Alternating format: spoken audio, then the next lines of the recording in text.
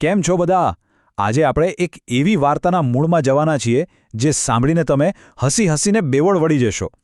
વાત છે એક એવા ગામની જ્યાં અચાનક એક ચમત્કારી ઘડિયાળ મળે છે જે માણસને અદૃશ્ય કરી શકે છે.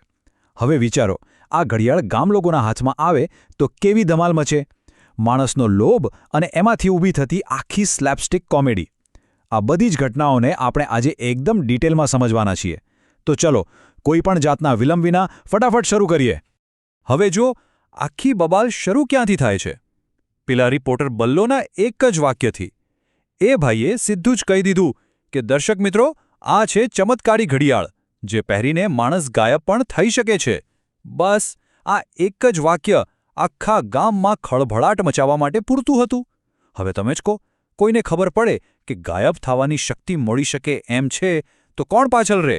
તરત જ બધાની વચ્ચે આ શક્તિશાળી વસ્તુ મેળવવાની એક જબરદસ્ત હોડ જામી જાય છે અને અહીંથી જ આખી અવાસ્તવિક અને રમૂજી ઘટનાનો પાયો નંખાય છે. તો સૌથી પહેલાં વાત કરીએ આ ચમત્કારી ઘડિયાળની અને નદીના પુલ પાસે મળેલી આ રહસ્યમય વસ્તુ કેવી રીતે આખા ગામ માટે સંઘર્ષનું કેન્દ્ર બની જાય છે એની. તમને ખબર છે, સિનેમા અને વાર્તાઓની ભાષામાં આ ઘડિયાળને મેકગફિન કહેવાય. મેકગફિન એટલે એવી વસ્તુ જેના માટે બધા જ પાત્રો મરવા પડતા હોય, પણ હકીકતમાં એ વસ્તુનું પોતાનું કોઈ જ ખાસ મહત્વ ના હોય. એટલે કે ઘડિયાળ સાચે જ જાદુઈ છે કે નકલી એનાથી કોઈ ફરક નથી પડતો, પણ એને મેળવવાની લાયમાં આ લોકો જે પાગલપન કરે છે ને, એ જ આખી વાર્તાનો જીવ છે. આ એક નાનકડી ઘડિયાળ દરેક માણસની અંદર છુપાયેલી લાલચ અને ઈર્ષાને કેવી રીતે બહાર ખેંચી લાવે છે એ જોવાની ખરેખર મજા છે. આગળ વધીએ. હવે શરૂ થાય છે અરાજકતા અને મૂંઝવણ. આ નવી મળેલી શક્તિના કારણે ગામ કેવી રીતે તરત જ બે ભાગમાં વહેંચાઈ જાય છે એ જોઈએ. હવે બબાલ શરૂ થાય પહેલાં આપણે એ સમજવું પડે કે કોણ કોની ટીમમાં છે. આખું ગામ તરત જ બે ભાગમાં વહેંચાઈ જાય છે. એક બાજુ છે આપણું જૂથ એ, જેમાં છે ફૂમતા કાકા, એમનો ભત્રીજો અને પેલો હરી, અને એમની બરાબર સામે છે જૂથ બી, જેમાં છે ખેગાર અને મફુજી. આ બે જૂથો વચ્ચેની ખેંચતાણ જ આખી કોમેડીનો મુખ્ય સ્ત્રોત છે. મગજમાં આ ચિત્ર એકદમ ક્લિયર રાખજો, કારણ કે જ્યારે પેલી ઘડિયાળનો ઉપયોગ થશે ને ત્યારે આ જ લોકો એકબીજાના કટ્ટર દુશ્મન બની જવાના છે. એકવાર ઘડિયાળ ચાલુ થઈ ગઈ છે એવી અફવા ફેલાઈ એટલે ભાઈ સાહેબ, ગામમાં જે ધમાલ મચી છે, કોઈ કહે છે કે મને અદૃશ્ય માણસે માર્યો, તો ક્યાંક દોરી બાંધેલા પથ્થરો હવામાં ઉડવા માંડે છે, લોકો નકલી ભૂતના ડરથી ફફડવા લાગે છે.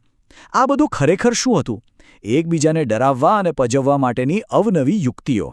આખા ગામમાં એક એવી અજીબ પ્રકારની શંકા અને ડરનો માહોલ છવાઈ જાય છે કે વાત ના પૂછો. પણ ભાઈ, કહીએ છે ને કે પાપ છાપરે ચઢીને પોકારે. સત્ય ક્યાં સુધી છુપાઈ રહે? આખરે ગામ લોકોને ખબર પડી જાય છે કે આ બધી અદૃશ્ય મુશ્કેલીઓ પાછળ કોઈ ભૂત નથી, પણ આ તો પેલા હરિયાણા જ નાટક છે. ઓહ તારી હરિયા, તો આ બધા નાટક તું કરે છે એમને? આ ચોક્કસ ક્ષણથી આખી ગેમ પલટાઈ જાય છે.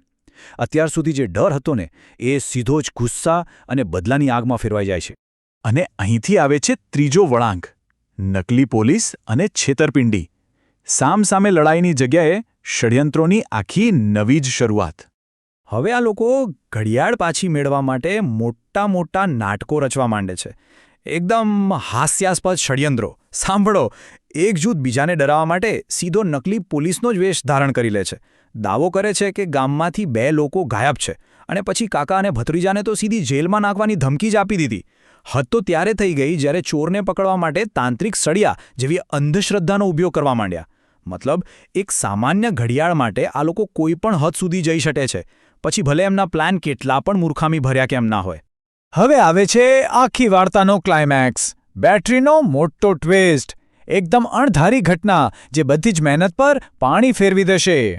જરા આ આંકડા પર ધ્યાન આપજો. 70 કિલોમીટર. પેલા ખેગારે ઘડિયાળ કોઈને ના મળે ને એટલે સીધી 70 કિલોમીટર દૂર પર્વતોમાં આવેલી એક મઢીમાં સંતાડી દીધી.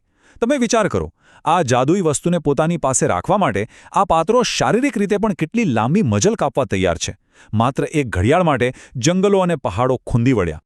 અને પછી આવે છે સ્ટોરીનો સૌથી મોટો અને રમૂજી ટ્વિસ્ટ, જેના માટે આખા ગામે એકબીજાના માથા ફોડ્યા, નકલી પોલીસ બની ગયા, ભૂતનો ડર ઊભો કર્યો અને છેક 70 કિલોમીટર ધક્કો ખાધો.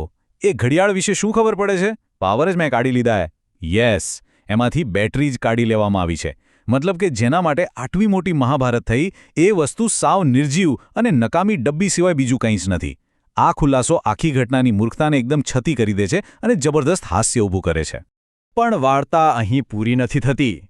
છેલ્લો ભાગ, પુલ પર વાપસી, નકામી ઘડિયાળ માટેની છેલ્લી અને સૌથી મોટી દોડધામ. ઘડિયાળ સાવ નકામી છે એ જાણ્યા પછી પણ એમની અફરાતફરી અટકતી નથી. ક્લાઇમેક્સમાં જુઓ, પેલા પહાડ પરથી ખુલાસો થાય એટલે તરત જ ઘડિયાળ લઈને ભાગવાની રેસ ચાલુ થઈ જાય છે. રસ્તામાં જે હાથમાં આવ્યું એ સાયકલ હોય કે કોઈ બિચારાનું એક્ટિવા, સીધી લૂંટફાટ. આખી ટોળકી હંફળાફંફળી થઈને પાછી એ જ પુલ તરફ દોડે છે જ્યાંથી આ આખો તમાશો શરૂ થયો હતો. આ છે સ્લેપસ્ટિક કોમેડીનું ઉત્તમ ઉદાહરણ. પણ સવાલ એ છે કે એ લોકો પાછા પુલ પર કેમ જાય છે? કારણ કે એમનું લોજિક જ અલગ લેવલનું છે. એમનું માનવું છે કે જે વસ્તુ તમને જે જગ્યાએથી જડી હોય એ વસ્તુનું રહસ્ય પણ એકણ જ હોય. કેવો અદ્ભુત અને ખામીયુક્ત પણ અત્યંત રમૂજી તર્ક છે. એમને લાગે છે કે ઘડિયાળનો પાવર પાછો મેળવવાની ચાવી એ નદીના પુલ પાસે જ મળશે, એટલે આખી વાર્તા જ્યાંથી શરૂ થઈ હતી ફરી ગોળ ફરીને ત્યાં જ પાછી આવી જાય છે. તો હવે છેલ્લે એક મોટો પ્રશ્ન ઊભો થાય છે. બેટરી વગરની આ સાવ નકામી ઘડિયાળ પર આખરે કોણ કબજો જમાવશે? કે પછી આ ગામ માટે હજી નવી મુશ્કેલીઓ ઊભી કરશે? આ આખી મજેદાર ઘટના આપણને એક વાત તો વિચારવા મજબૂર કરી દે છે કે શું ખરેખર વસ્તુઓનું મૂલ્ય તેમનામાં રહેલું છે કે પછી એ માત્ર આપણા મગજના લોભની જ ઉપજ છે? તમે જ વિચારજો.